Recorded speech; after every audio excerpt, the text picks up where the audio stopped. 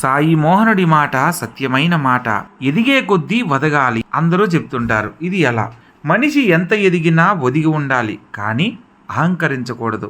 అహంకారం అనేది నైతికంగా మనిషిని అధఃపాతాళానికి తొక్కేస్తుంది. అలాగే ఆత్మాభిమానం మంచిదే, కానీ దురభిమానం ఎప్పుడూ ఇబ్బందులను కలిగిస్తుంది. సకల శాస్త్ర పారంగతుణ్ణి అన్న అహంతోనే రావణాసురుడు తప్పు చేసి శ్రీరాముని చేతుల్లో హతుడైనాడు. దుర్యోధనుడు దురభిమానంతో తొడలు విరిగి నేలకూలాడు.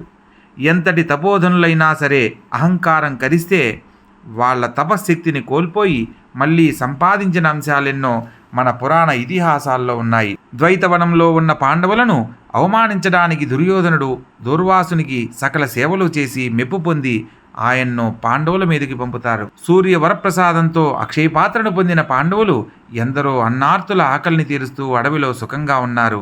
విశేషమేమిటంటే ద్రౌపది తిన్న తర్వాత ఆ పాత్ర తన శక్తిని కోల్పోతుంది. అది తెలిసి దూర్వాసుడు సమయం మించి వెళతాడు. అప్పుడు ద్రౌపది శ్రీకృష్ణుణ్ణి ప్రార్థిస్తుంది. ఆ ఆపన్న పరాయణుడు అందరినీ స్నానాదులు ముగించుకుని భోజనానికి రమ్మనమని చెప్పిస్తాడు. అప్పుడు పరమాత్మ లీలచే అక్షయ పాత్రలో ఒక మెతుకు దొరుకుతుంది. అది తిని భగవానుడు నా కడుపు నిండినది అని త్రేంచగానే దూర్వాసునికి, అతని నూరుగురు శిష్యులకు అందరి పొట్ల నిండిపోయి ఆయాసంతో అతలాకుతలమవుతుంటారు.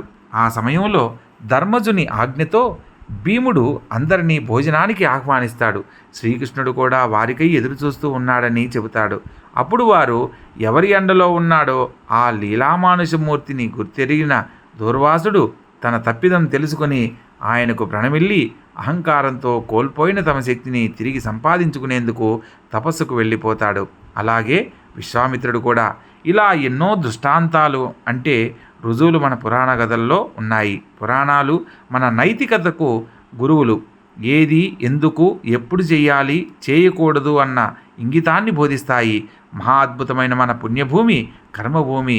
గొప్పతనం తెలుసుకుంటే విజ్ఞానవంతులైన లోకశ్రేయస్సును పెంపొందిస్తారు. నేను, నాది అన్న అహంకారం వేడండి.